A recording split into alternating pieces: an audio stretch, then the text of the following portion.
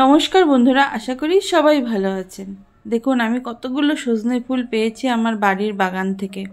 অনেক সজনে ফুল পড়েছে, সব কুড়িয়ে নিয়ে এসেছি।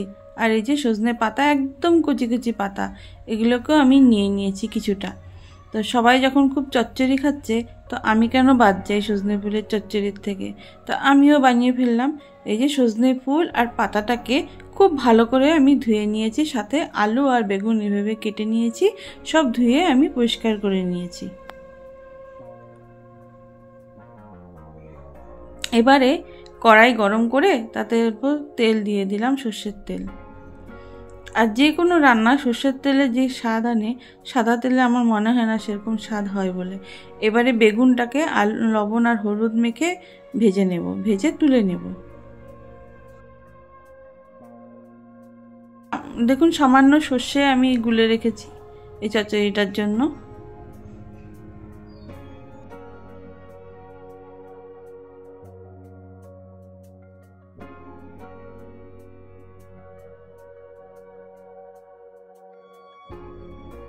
বেগুনটাকে খুব ভালো করে ভেজে তুলে রাখবো। এবারে কড়াইয়ে যে তেলটা থাকবে, বেশি আর তেল দেব না, ওই তেলেই আমি একটা শুকনো লঙ্কা ফোড়ন দিলাম আর কিছুটা পাঁচফোড়ন দেব। এখন পাঁচফোড়ন দিয়ে একটু ভাজা ভাজা করব।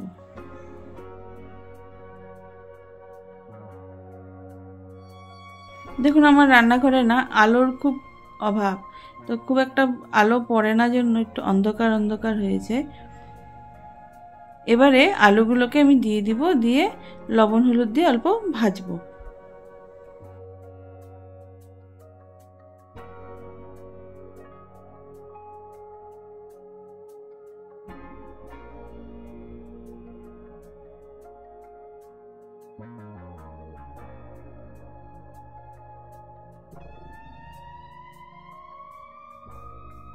আলুটা যখন একদম ভাজা হয়ে যাবে, তখন সামান্য জল দেব, দিয়ে ধনে গুঁড়ো, জিরে গুঁড়ো, হলুদ আর লবণ দিব, দিয়ে এবারে মশলাটাকে জলের সাথে ভালো করে কষাবো।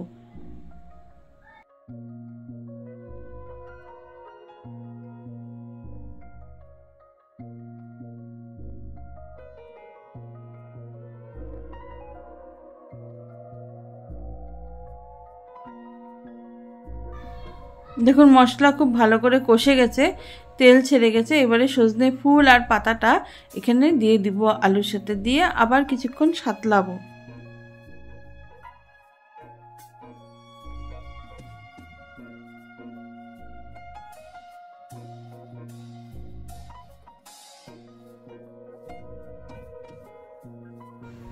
দেখুন পাতাটা আর সজনে ফুলটা খুব ভালো করে কিন্তু মজে গেছে।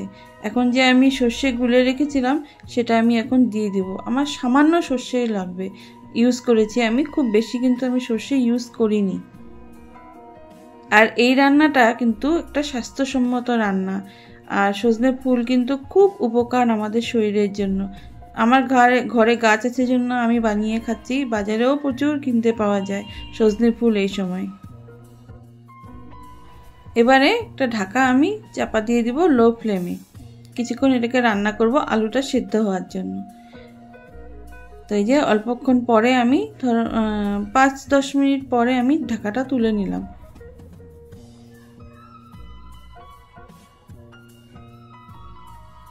এবারে যে বেগুনটা ভেজে রেখেছিলাম, সেই বেগুনটা এখন দিয়ে দেবো, এর সাথে দিয়ে অল্প আবার ভালো করে এটাকে নাড়ব।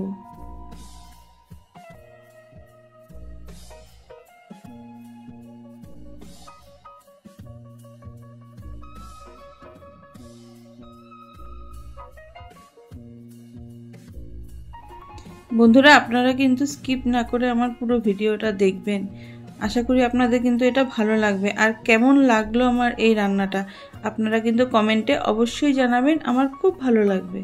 আর দেখুন যখন এটা পুরোটা শুকিয়ে আসবে, তখন আমি 2টো কাঁচা লঙ্কা দিয়ে দিলাম।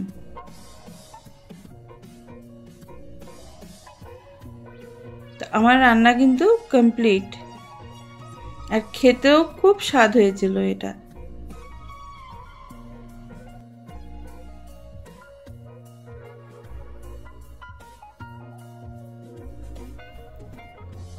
এবারে একদম যখন হয়ে যাবে রান্নাটা, তখন আমি গ্যাস অফ করে অল্প সর্ষের তেল দিয়ে দিলাম একটা স্মেলের জন্য। তা আমার পুরো ভিডিওটা দেখার জন্য অনেক অনেক ধন্যবাদ। Thank you.